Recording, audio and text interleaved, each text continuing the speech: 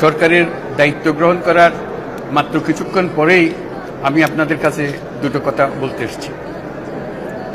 আজ দ্বিতীয়বার যারা স্বাধীনতার স্বাদ আমাদের সকলের জন্য সম্ভব করল, সেই বৈষম্য বিরোধী ছাত্র আন্দোলনের শহীদ ছাত্র জনতা এবং এতে আহত অসংখ্য আন্দোলনকারীকে স্মরণের মাধ্যমেই দেশবাসীকে আমি কিছু কথা বলতে চাই।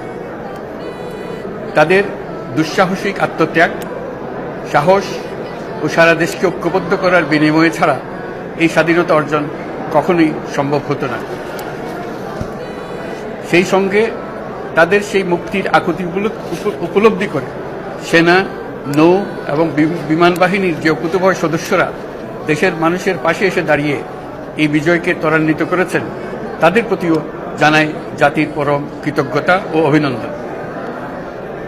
ছাত্র জনতার অভ্যুত্থানে আমাদের দ্বিতীয় স্বাধীনতা অর্জন উৎসবের মুহূর্তে এই স্বাধীনতাকে নস্যাৎ করার জন্য ষড়যন্ত্রকারীরা দেশে একটা অরাজকতা ও ভীতির পরিবেশ সৃষ্টি করেছে। অরাজকতা আমাদের শত্রু, একে দ্রুত পরাজিত করতে হবে।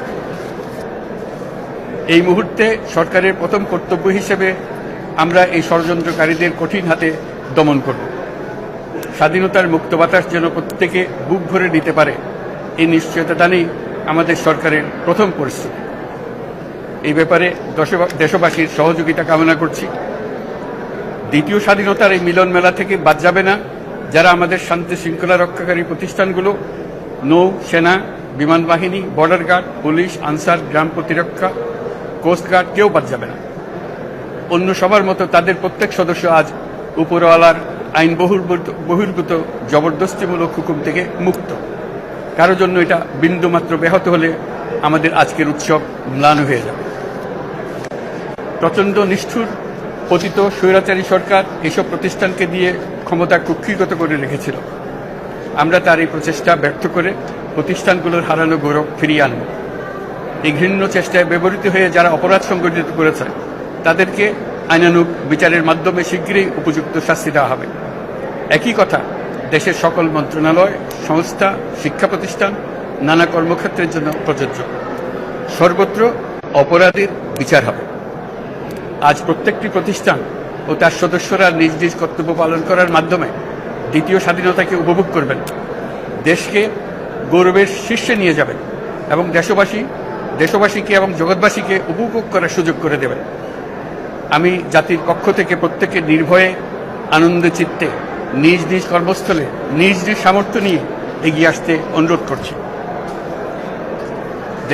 দেশের সকল মানুষকে আজ স্বাধীন, নির্ভয়, নিরুদ্বেগ থাকার জন্য নিশ্চয়তা দেওয়ার জন্য আমাদের ছাত্র শহীদরা প্রাণ দিয়েছেন। এই অভ্যুত্থানের মাধ্যমে সৃষ্ট সরকার দেশের প্রত্যেকের সরকার। এখানে থাকবে সকলের আকাঙ্ক্ষা পূরণের অধিকার।